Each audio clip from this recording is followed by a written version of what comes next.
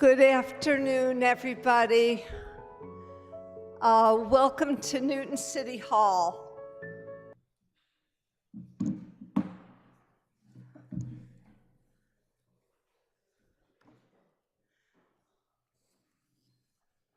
I'm Ruthanne Fuller, privileged to be the mayor here in Newton, and feeling so wonderful about welcoming all of you here. It's an unusually strange day in our city. My immediate predecessor, Seti Warren, died suddenly over the weekend, and his wake is being held here at City Hall starting at 4. So it's a particularly emotional day. I am very grateful, though, that we've been given the privilege of hosting the state's first listening session on fair housing. This is a time in our nation where so many things are threatened, including housing. And I know a bunch of you in the audience, and I certainly know a bunch of the people who are sitting to this side. There's such good energy and deep experience and commitment to housing, affordable housing, and fair housing in this room. So it feels good to be together. A special shout out to Ed Augustus.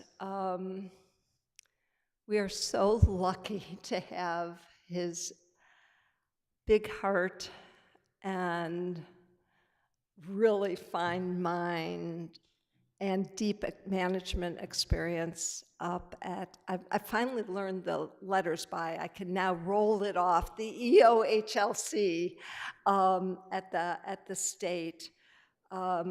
He is totally committed to this work. He's surrounded himself in that secretariat with really great people.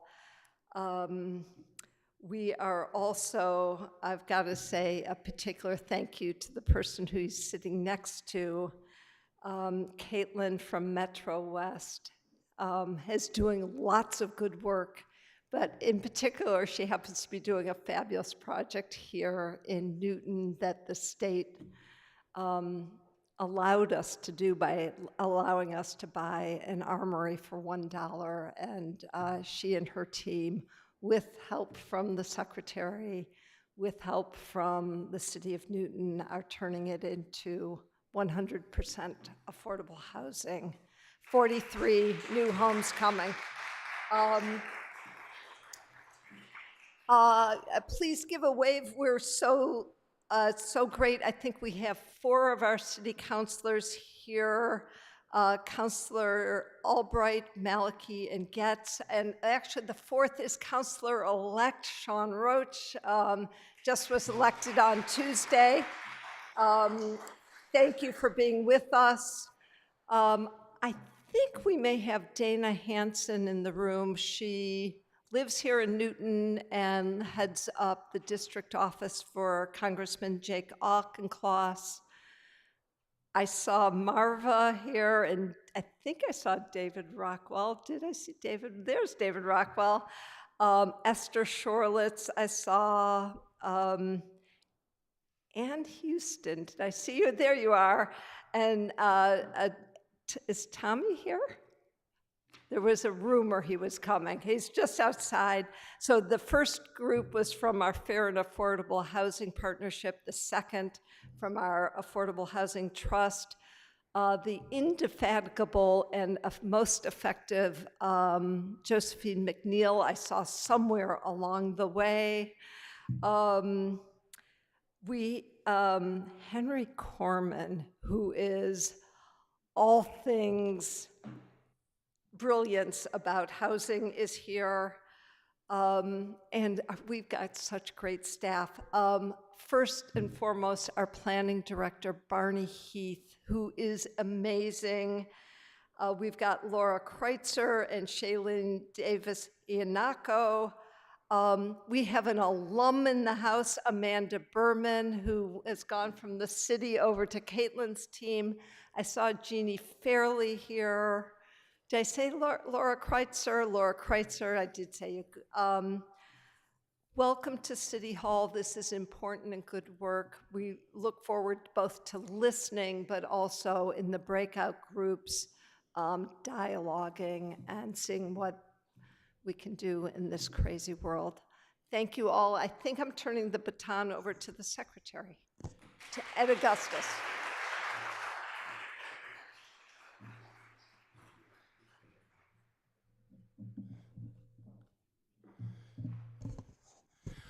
Well, thank you, Mayor Fuller, for that generous introduction, and thank you for hosting us today. And I know this is a difficult day for the city of Newton and certainly the city employees who had an opportunity to work with former Mayor Warren. I had a chance to work with him when he was working for Senator Kerry, and I was a staffer for Congressman McGovern, and know what an amazing leader he was and what an impact he had on so many lives. So we certainly send our condolences to his family, to the city of Newton, and appreciate you hosting us on such a difficult day. I also want to acknowledge, as the mayor did, the collaboration with MetroWest. We really are so excited about the Armory project here in Newton.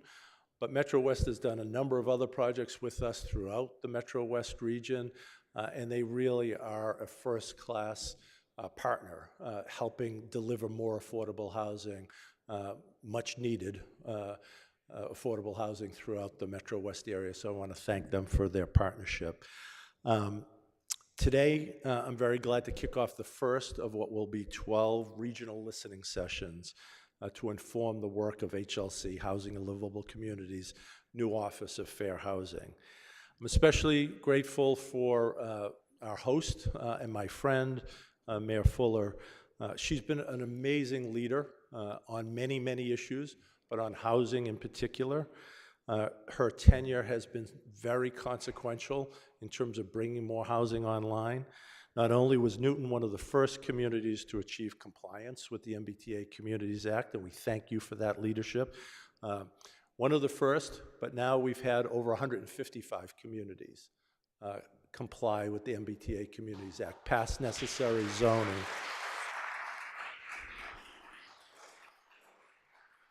And you might be interested to know that there are more than 6,000 new units of housing already in the pipeline in those various zones across Massachusetts. So the law is working.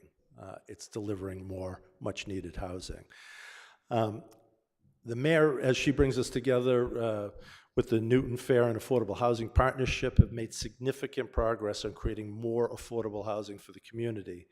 Today, I'm excited to announce that the city of Newton has now again surpassed its 10% subsidized housing inventory.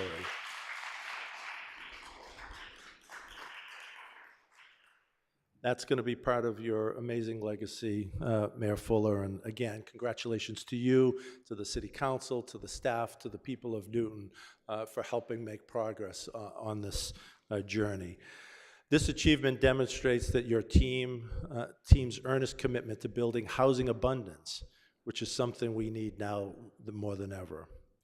As we all know, Massachusetts confronts a housing shortage, and the Healey-Driscoll administration is doing all we can to build more homes faster across all income levels. But as we confront the housing shortage, it's essential that we lead with fair housing practices, especially at as the federal government pulls back from their commitment to fair housing in general. That's why we created the State Office of Fair Housing and the Fair Housing Trust Fund last year with the passage of the Governor's Affordable Homes Act, which I might say was signed here in Newton a year ago, August.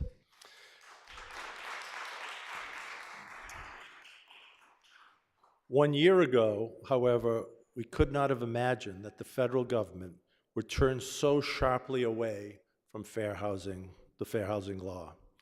Now, this work is more urgent than ever before. The Trump administration has used the ongoing government shutdown as an excuse to try to lay off hundreds of HUD employees. They've even tried to fire more than 100 staff from HUD's Office of Fair Housing and Equal Opportunity. These are the very people working to prevent housing discrimination nationwide. This is yet another example of the Trump administration's rejecting common sense fair housing principles and allowing vulnerable people to be put at risk of discrimination and housing insecurity. But today we have an opportunity to listen and to learn from folks who are doing fair housing work on the ground here in Massachusetts. Today is your chance, our chance, to create a new strategy to strengthen fair housing, the fair housing law in Massachusetts, no matter the federal government's priorities. I'm also glad that the Attorney General's Office and the Mass Commission Against Discrimination are joining us at today's session. Both of these organizations enforce fair housing law, and I'm excited to hear from them about their work on the ground as we assess from a high level how the fair housing policies and programs can bolster or expand with resources, new resources that our office is bringing to the table. At HLC, our work is focused on creating and preserving housing that is stable, affordable, and accessible to all people. Fair housing is the foundation upon which we build thriving neighborhoods and livable communities, and our mission is grounded by fair housing principles. Some may already know, but we are thrilled to announce that earlier this year, Governor Healey signed the FY25 budget, supplemental budget, which included $1 million in funding directed to the Fair Housing Trust to advance the work of the fair housing across Massachusetts. An RFP will be forthcoming to support initiatives that promote fair housing, eliminate discrimination, and promote equitable access to housing across the Commonwealth. I hope today's session is a chance for us to learn, to listen, and to plan for the future. It's now my honor to introduce the person that we've asked to head up as the first director of the Office of Fair Housing for the Commonwealth of Massachusetts, Whitney Demetrius.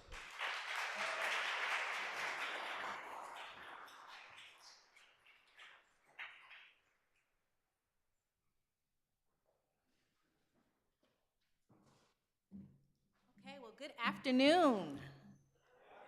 Okay, wonderful. It's so great to be here with you all today.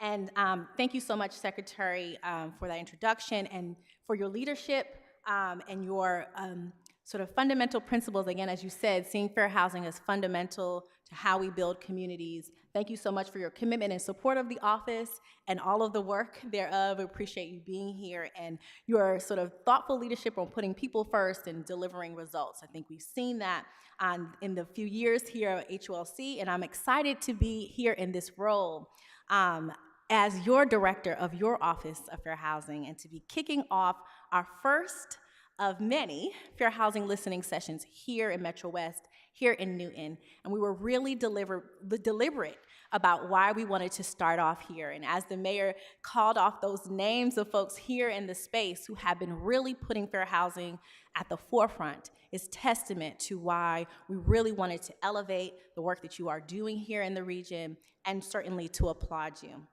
Fair housing is about doing the work proactively, right, and intentionally. We're pleased to really be able to have amazing partners in how we do that, both with MCAD, the Attorney General's Office, and with all of you. And so we're excited today for these listening sessions to really hear from you how we shape the vision for this new Office of Fair Housing and how we do that work intentionally and putting people first at the forefront of that work.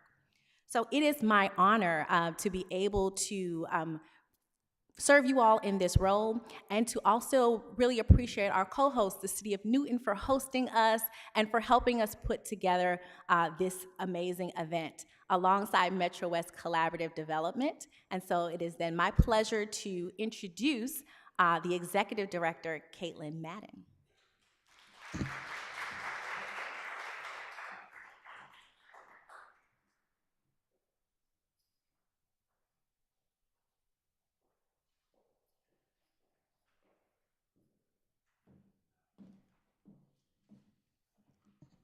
Hello, everyone.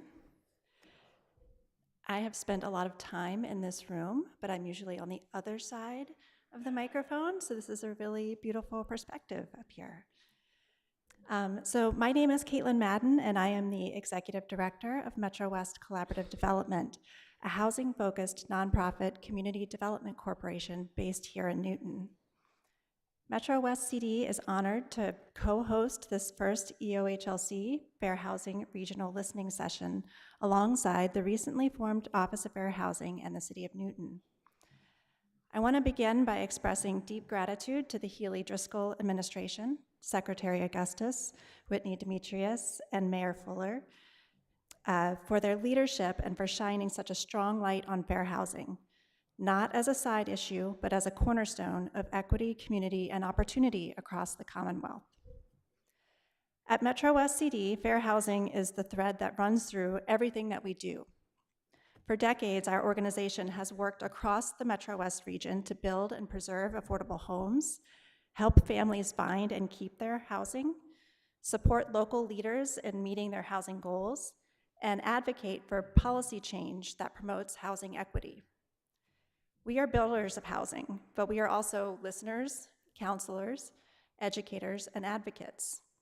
Our programs reach both sides of the housing equation. We educate small landlords and developers to ensure they understand and uphold fair housing law through marketing, lotteries, and compliance reviews.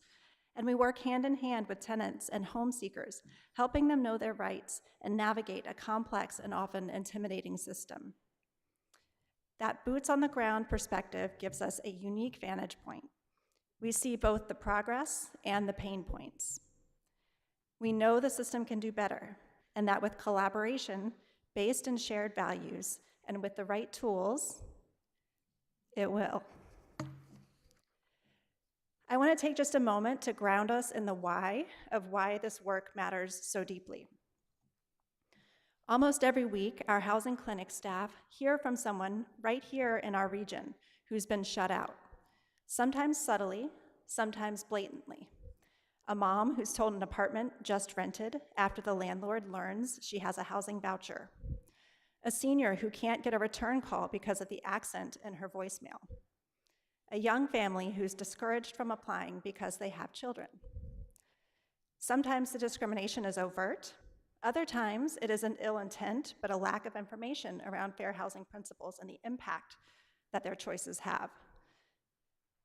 But the result is the same. Doors are closed where they should be open.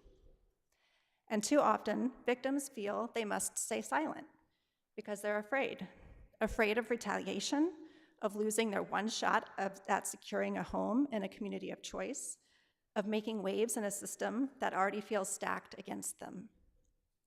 This allows discrimination to continue and perpetuate. This is why we are so proud to have been a part of the advocacy that helped establish the new Office of Fair Housing through the Affordable Homes Act.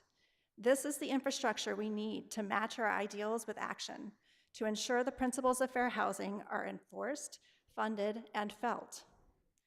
We are grateful to live and work in a state that takes this seriously, where leadership from the governor's office to the attorney general to local government is aligned around this cause. And we are grateful for the partnership of legal services teams, housing advocates, many of whom are in this room, and community members who refuse to accept that discrimination is inevitable. Because we know it will take every tool in the toolbox and every voice at the table to make fair housing a lived reality in Massachusetts. So today, as we gather to listen and learn, I hope we will remember the people behind every policy and program. Every family, every senior, every young person deserves a fair chance at a home in every town and every corner of our region. And now it is my great pleasure to introduce Andrew Espinosa, Deputy Chief of Investigations at the Massachusetts Commission Against Discrimination. Thank you.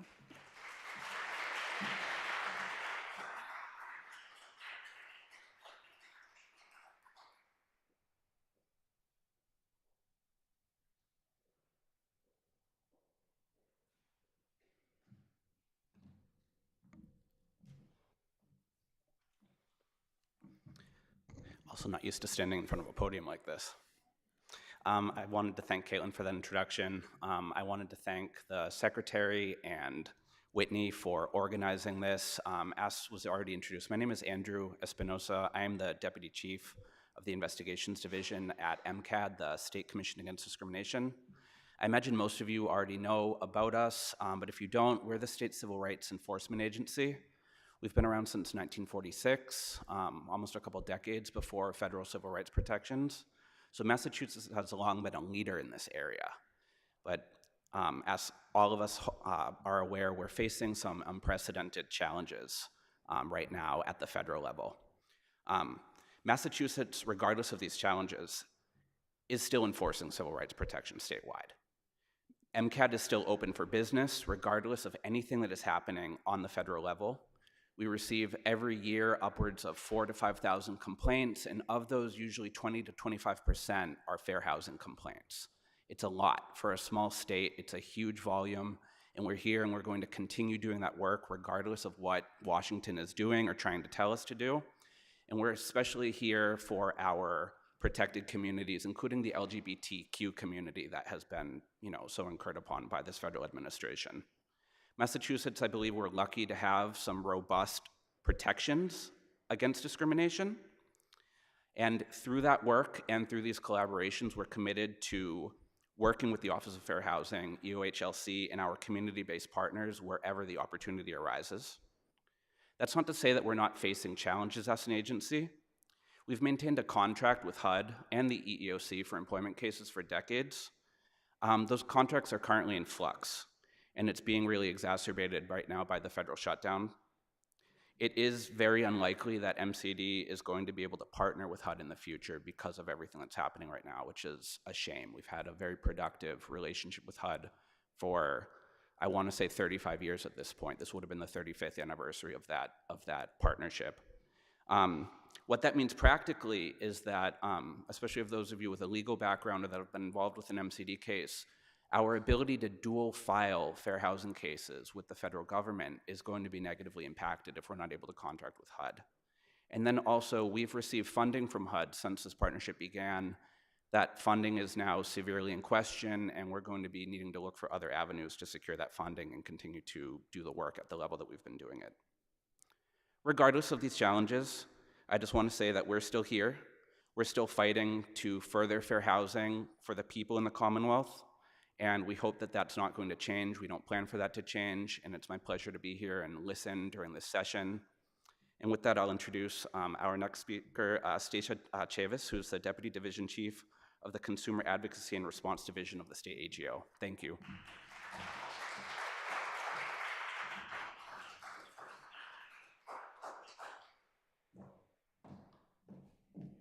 Good afternoon, everyone. It's so great to see everyone here. This is a fantastic turnout. Again, my name is Stacia Chavis. I serve as the Deputy Chief of the Consumer Advocacy and Response Division with the Massachusetts AGO's office. Again, Attorney General Campbell sends her regards. She wasn't able to be here, but I am here in her stead. I am really, really proud to share a few words about the Massachusetts Attorney General's office and how our work really supports fair housing across the Commonwealth. The AGO has several divisions. They work cooperatively and collaboratively to advance fair housing efforts. They include our Civil Rights Division, our Consumer Protection Division, our newly formed Housing Affordability Unit, which they are fantastic, and of course, our Consumer Advocacy and Response Division, to which I provide operational leadership. Together, these teams are committed. They're committed to ensuring that every Massachusetts resident has access to fair and equitable housing opportunities, which is important, and that's the goal. If a constituent finds themselves in a situation where their rights are not being honored, we encourage them to reach out to our office. They can do so by phone, email, or even in person. We have online complaint forms. We also have physical complaint forms. And we encourage folks, if they need accommodations, to reach out, and there's always staff available and ready to assist them if needed. I really want to take a moment and just pause and really emphasize something really important. It's near and dear to Attorney General Campbell. The AGO takes both a proactive enforcement and prevention-based approach to how we further fair housing. And what this actually really means is that we're not just here to respond to individual complaints. We're challenging systems and practices that perpetuate harm.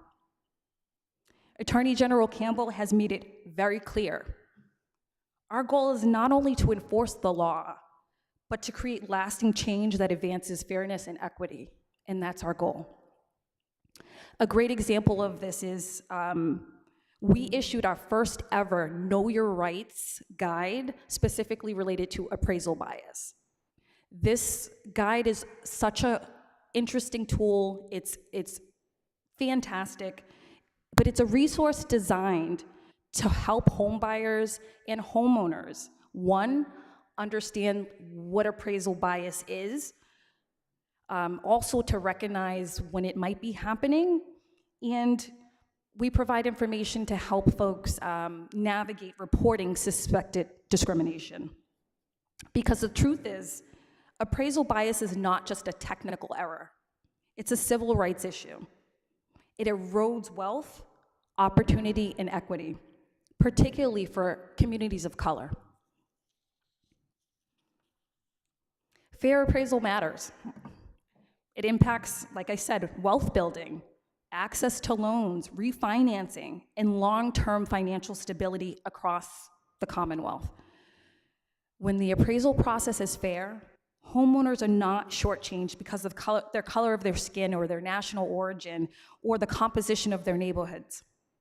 This is really the vision of Attorney General Campbell. This is where she is leading us. A Massachusetts where every resident has a fair shot at housing stability, economic opportunity, and justice. Thank you so much. I am really looking forward to the breakout sessions. I appreciate each and every one of you for being here.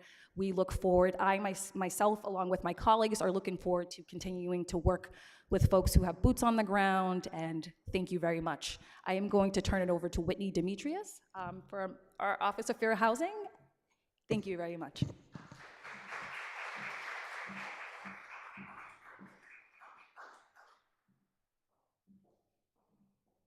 Okay, thank you so much, Stacia, and thank you for those words and for the commitment. I hope you guys can see, right? In Massachusetts, we're stepping forward. We're committed to fair housing here, and thank you so much, Andrew and Caitlin.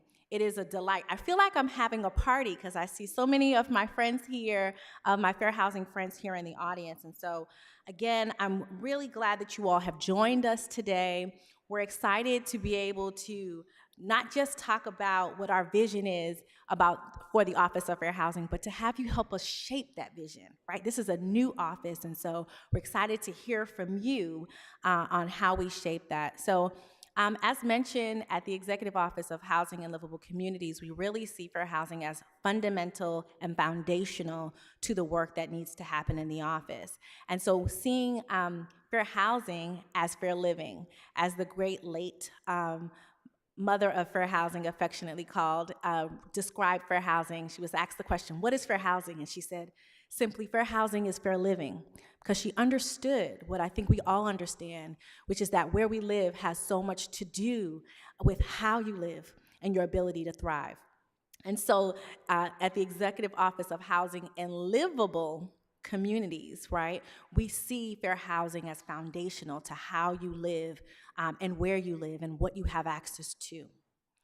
And so, again, our commitment is to really promote open and welcoming communities throughout the entire state, and to, as Stacia said, be proactive about preventing and eliminating housing discrimination across the state as well, in all 351 cities and towns. And so how we hope to do that as we start to do these listening sessions, this is the first of many, but we will be out in Springfield in just a few weeks on November 17th, and we have lots of other sessions lined up to convene folks in just this way around this work. And so the Office of Fair Housing, as some have mentioned, is the result of the advocacy and work of many of you all in this room who have supported the legislation, who have advocated for the opportunity to put fair housing at the forefront of the state's work for months, for years, and for decades for some of us here. And so what we understand is that, again, fair housing is crucial to how we work to do this work proactively, and it was included in the Affordable Homes Act. So it wasn't just the Office of Fair Housing that was created, but also the Fair Housing Trust Fund. And so we'll talk a little bit more about that. But the office is basically charged to work to address patterns of segregation, to support enforcement efforts that are happening, to make sure that there's education and outreach and fostering inclusive and welcoming communities throughout the state. So how we do that, how we hope to do that, is to really do things proactively. We'll hear that a lot today from us, right? How do we do it intentionally? How do we do that proactively to really advance fair housing? Working to eliminate discrimination is, as Stacia said, it is preventative work that we do, as well as work to address discrimination that does happen. And so as we hope to address these issues, we're hoping that every community will be open and welcoming, right? And how we address that, how we grapple with what makes a community welcoming, right? Those are the sort of efforts that we are interested in putting forward. So supporting education and outreach so people know their rights, but so also they don't violate the law as well.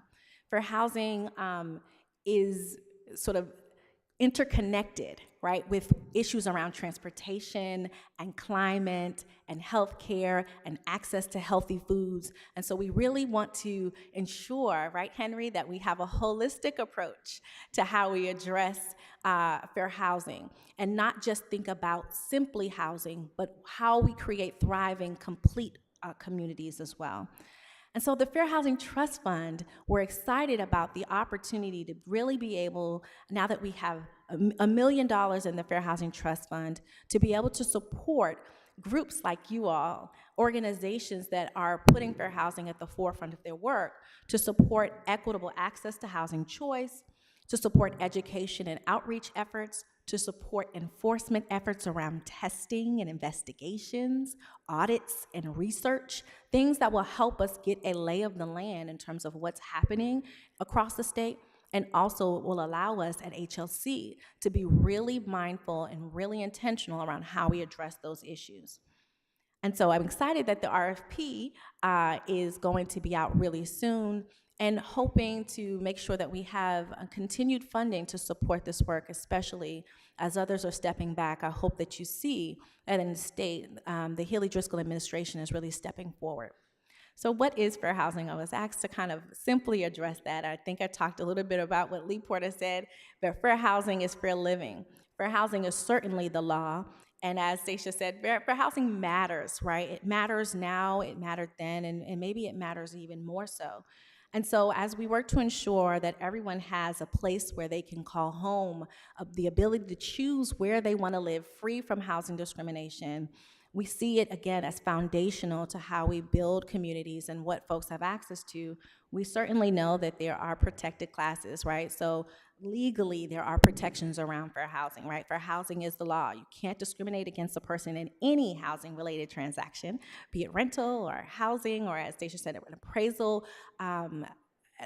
as well. You can't discriminate against a person based off their protected class. So race, color, national origin, religion, sex, disability, familial status, source of income, sexual orientation, gender identity, age, ancestry, military status, you see the list here, are protected under the law. You cannot discriminate against a person based off those protected classes. And so it's really important that we ensure that folks know their rights, ensure that folks know the law. That helps us to do our work around ensuring that folks have access, full access to communities. So I don't want to talk too much and to do too much of a speaking at you, because we want to hear from you. And our hope is to really engage with you all as stakeholders, thinking really broadly around who stakeholders are in communities, right? Identify the barriers to fair housing, to highlight the various opportunities, work that you are working on, things that we should be highlighting, things that we should be funding, and to inform our planning and our allocation of those resources. Where should money be going based off what we're hearing from you all today? And to certainly work to build collaboration. And I know lots of collaboration happens here in MetroWest. We want to make sure that we can model those great examples in other regions as we go out and do this work. So I'm going to pause because I don't want to spend too much time talking at you. I'm going to invite my colleague Alvina Brevard up, Director of Special Projects, to give us instructions on what we do in this work. And I want to take the opportunity as she comes up just to thank all of the staff at HLC. If you can wave your hand, all of my colleagues, if you can give them a round of applause, who are here. Some of them are waving pretty low, and others are outside waiting for you in the breakout sessions. But this work really happens in collaboration, and I have some great colleagues and partners, of which one is Alvina. Thank you, Alvina. Thank you, Whitney. What an amazing presentation. The information was extremely insightful. Thank you.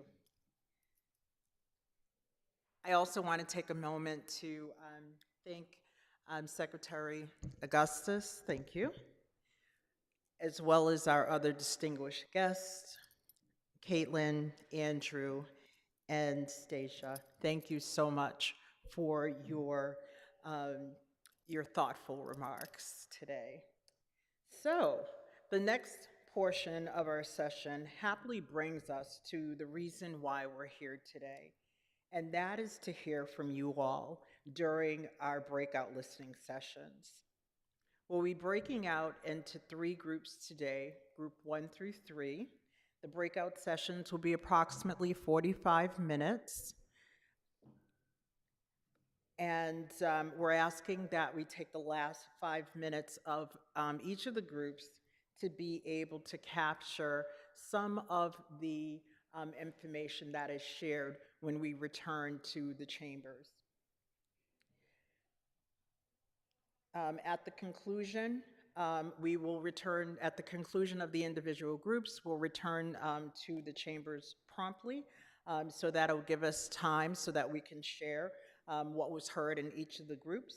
You've all been divided up into 3 groups. You may have noticed that there's a number that has been placed on your name tag, and we're going to ask that you would meet each of the leaders of your groups at the rear of the room.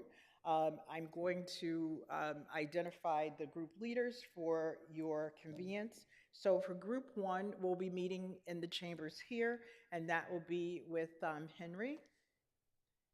So we'll ask for those of you that have a number 1 on your name tag, if you can just remain in this area, and we'll direct you to move forward shortly thereafter. For group number 2, that will be led by Esther and Amanda, and that'll be in room 204. And so Amanda is just to the rear of the room, and she'll meet you at the door, and you can just file right into the room to my right. Group 3 would be led by Nadine. Thank you so much, Nadine, for standing. And that group, you all will be meeting in room 205. Again, we want to thank you all for participating in the MetroWest Regional Listening Session. Thank you.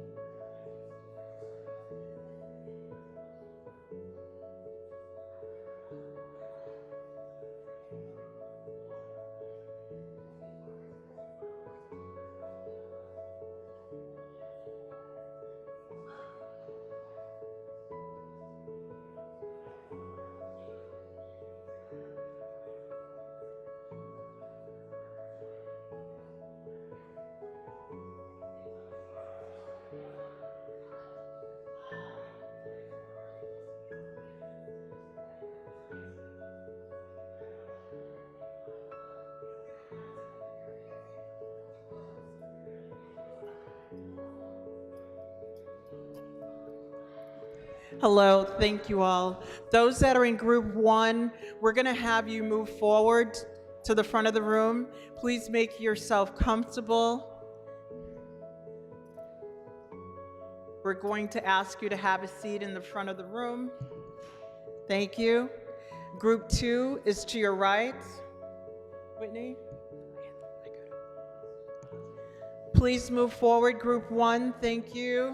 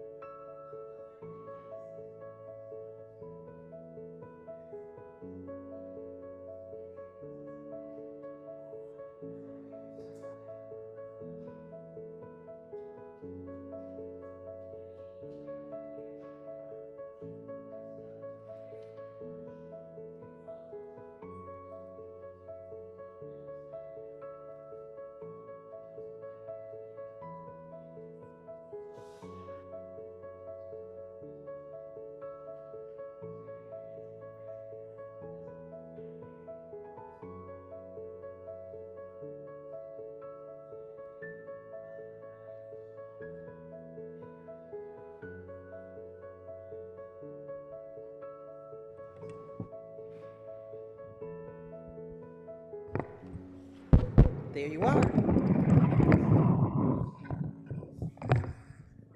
All right, is this better? Okay, so let's talk about logistics here. Alvina is setting up the room. She's handing out little sticky pads, Post-it notes for you to work with. We can also get comments in other ways if necessary.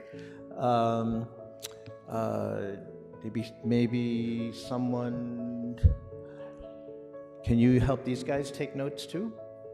Okay. Yes, we'll be able to capture Yep. thoughts. Yep, great. Okay. So the purpose of this breakout session is, this is a working session. The idea is to gather information. This is an HLC listening session. The things that you say here get taken back to Whitney's office and become the foundation of planning for what the new Office of Fair Housing does. And so the format is that I'm going to pose some questions and and ask you to write some responses on the Post-it notes.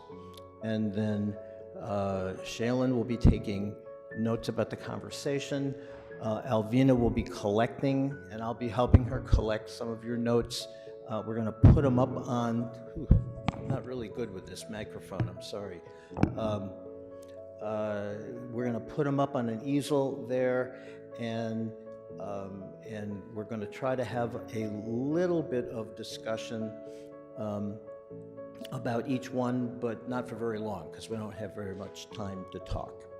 And then at the end of our 40 minutes or so, we'll have a little bit of an opportunity for people to sort of reflect on what we've done and maybe pick one or two big highlights to take back to the larger group. So that's our plan. So, how are we doing there, Alvina? You've got question 1 up on the board there. So the first thing we'd like you to reflect on is, were there any questions about how we're doing this? David? No, we don't have time for that. I'm really sorry. I wish we could. I mean, if you choose to talk, if you could just say your name, but we're really, I'm sorry to say, don't have the time to do it. So all right. First question. So we'd like you to think a little bit about what are some of the fair housing challenges and opportunities that we face in the Commonwealth. Are there issues here in Newton, issues in the region, issues across the state that you feel are unique to the structure of our housing stock, the demographics of our communities, the political environment, anything that you think is a primary challenge to achieving fair housing right now. So just take a few minutes, put some notes, if you can, on your Post-it.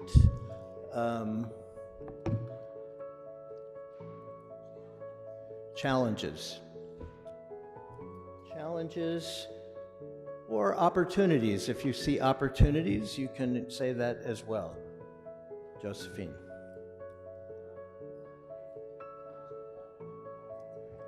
Write it down. No, we're going to collect your written responses and then we're going to put them up on the board there.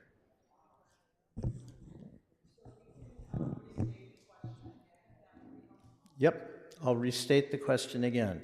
What are some of the fair housing challenges and opportunities that face our community? And you are free to define community as Newton, our metro region, or the entire Commonwealth of Massachusetts.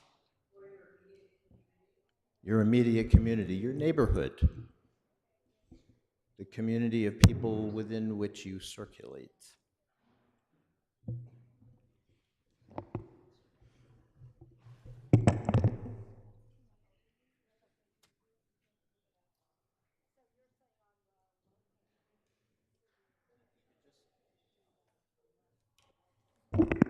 If you could just look up when you're done, and we'll come around and get your little Post-its and we'll put them up there.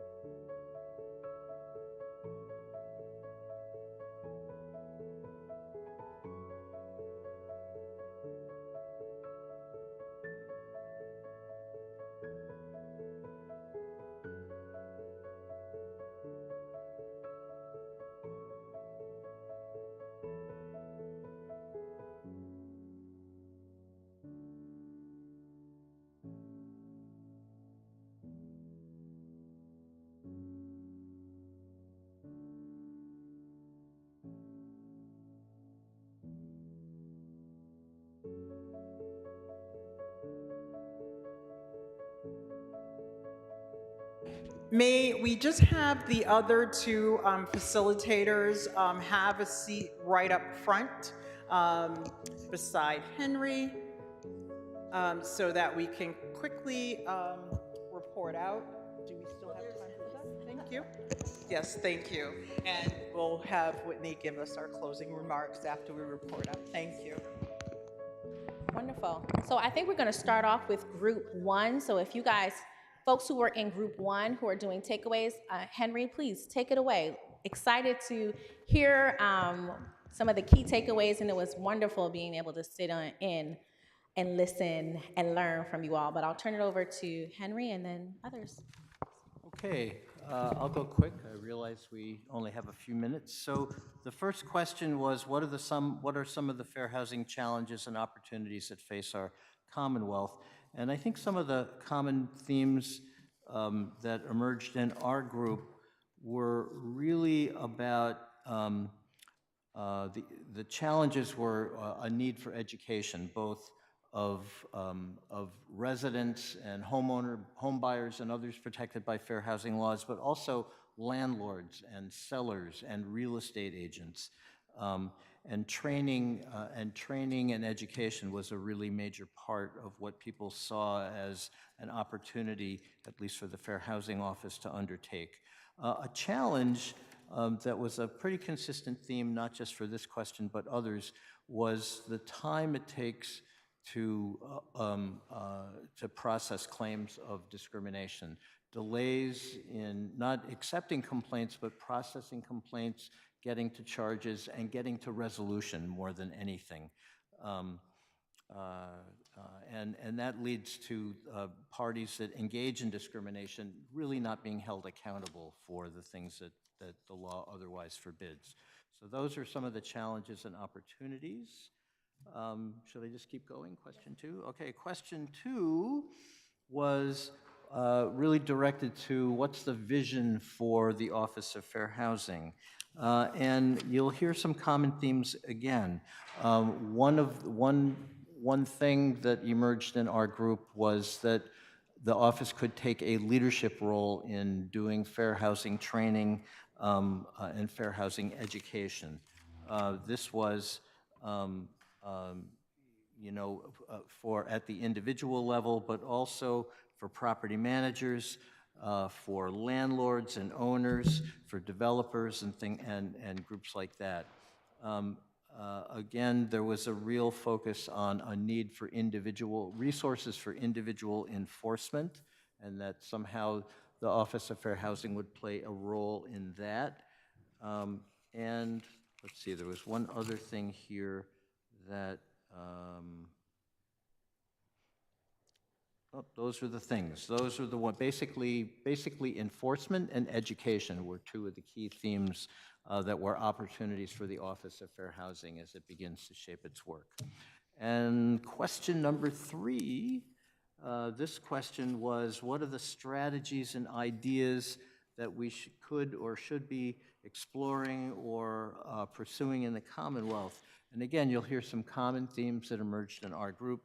Education of everyone that is involved in housing. The real estate industry, developers, property managers, lottery agents for 40B type housing, people who engage in extensions of credit, banks and lenders and people like that, as well as individual households, all need to be educated. There was an interesting comments about consolidating sources of information, finding ways to simplify tenant applications for housing, for example, and consolidating information resources so that they would be more readily available to people.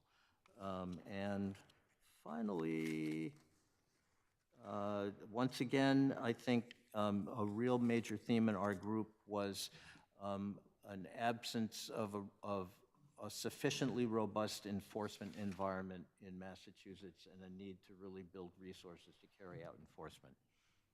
And that's all I got to say about that. Maybe please, should I go? Yes, can people hear me? No? Here, push your button.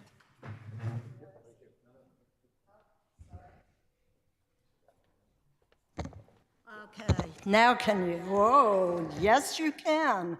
Okay, I'm going to combine both question 1 and question 4 in terms of the challenges and opportunities to fair housing and also the barriers.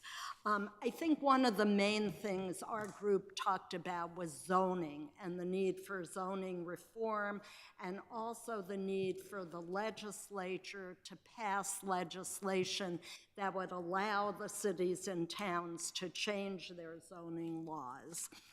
We also had a lot of discussion about the lack of affordable housing, but specifically about housing with bigger bedroom size, the types of housing, and the location of housing. People talked about the need for housing in less dense areas if there were transportation that could be available. NIMBYism was talked about as a big barrier to fair housing. The limited supply of multifamily housing was a major issue. Lack of home ownership opportunities and support for people to buy homes. Homelessness, the risk of homelessness for people was discussed.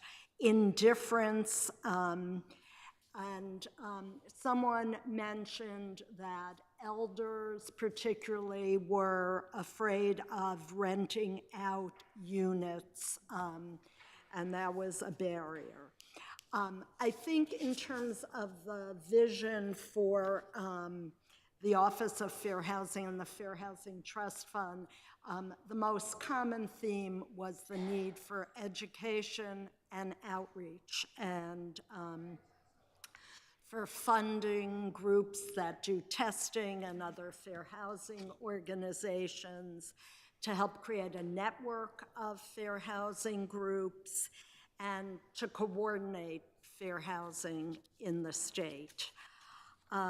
In terms of the ideas and strategies, I was very impressed by our group because I think there were some very good ideas that came out. People talked about needing an incentive for homeowners who are selling particularly big properties to not sell to developers.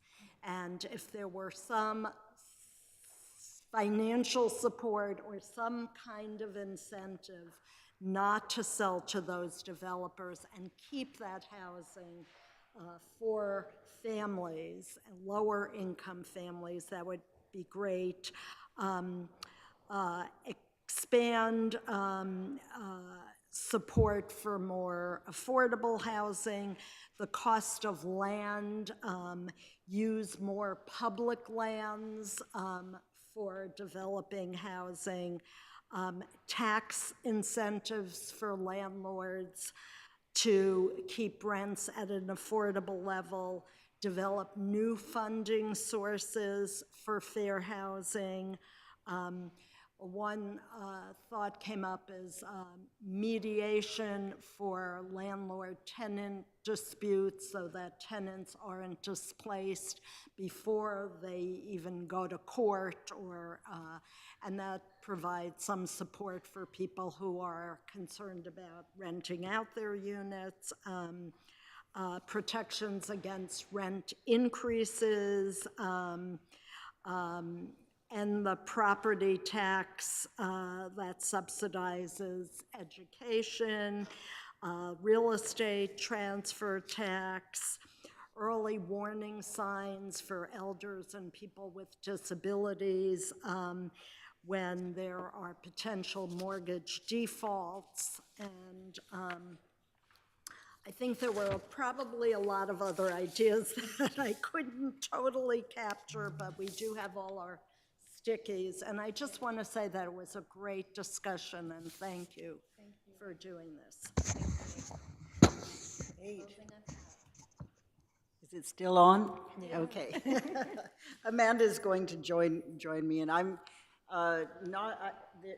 we had a great group too, lots of ideas, lots of sticky notes, and so, and I don't want to repeat some of the other great ideas, although I'll probably mention a few of them. But one of the things that we spent a lot of time talking about was the severe federal resource cuts. The funding for the most vulnerable is something that's key for the state to look at. Those groups like domestic violence, survivors, pregnant women, girls are no longer, they are cut out of funding services, et cetera. So there's a lot of funding gaps now. The gap for training, the key thing that we've been really relying on and making sure that, that everybody continues to comply with the law. Massachusetts still has the law, and the national law is still in place, and we don't expect it, either one to go away. But just we have to do training. We have to do discrimination testing. There's no money for either of those. And then there was a lot of discussion about the loss of expertise and staffing at HUD and the key guidance that they provide and used to provide. Most of them are gone. Even the website information is wiped out. And, you know, this is guidance that has been there for a long time and very valued. And how can the state and our regional populations make sure that that information and guidance remains. The shortage of affordable housing was just mentioned so many times, as everybody said. And we talked about more by right housing, and also about having the state take a leadership role in establishing zoning policies that are consistent across communities in the state and encourages more affordable housing faster and cheaper. I do want to mention promoting accessibility was also a very big point. Amanda, can I? Yeah, no, I think, I don't need a mic. Esther covered so much of it. I think, again, I'm thinking how we talked a lot about just the problems with zoning, and the 351 communities across our state all have the local control, and so not only by right zoning, but that by right zoning that really comes from the state and doesn't give all 351 communities that local control, because that's the desperate place where we're at. So that stuck out a lot. And then I think just one last thing that I'll say that came up towards the end is the biggest barrier to people finding and keeping housing is the issue with our AMI structure, and lowering that 80% AMI to just have a more realistic model for how we're setting these rents, because even the affordable rents are just not affordable. So, yeah, great conversation. That's area median income, just AMI. Yes. Thank you, Esther. Thank you all. Can you guys help me join me in giving a round of applause to all of our facilitators and note takers for today? And also, give yourselves a round of applause as well for being here. I'm really appreciative that so many of you all came out to lend your voice to these issues. As we wrap up, because we want to be mindful of time, and as you know, today is sort of a seldom day where they'll be having the memorial for Steady Warren after this, so we will ask you to promptly leave this space, but also know that you guys want to find time to talk and fellowship, so we'll ask you to do that outside the doors. I want to thank you all. This is the first of many, hopefully, interactions in the work. I want to thank our co-hosts. Thank you, Laura and Shaylin, Alyssa, Amanda, and thank you to the City of Newton for hosting us here. It really is our privilege to do it here and to elevate the great work you all have been doing thus far. Continue to interact with our office. So we have a landing page The Office of Fair Housing has a landing page in UHLC's website. That will go out in the follow-up email for today's event. You'll be able to see their upcoming activities, as well as future regional listening sessions and these sorts of things. We're hoping to build the site out, so certainly interested in hearing from you all how we do that best, and I'm certain that much of the feedback we've heard from today will inform that. So interact with us on social media, on all the platforms, and certainly I have your information now, and so you're now in the fold of the work that I hope to be spreading out and to do. So I want to thank you for your time, your commitment, your thoughtfulness, your eagerness to show up on today to talk about fair housing, and for the work you've done already to this point and the work we'll do together. So thanks so much.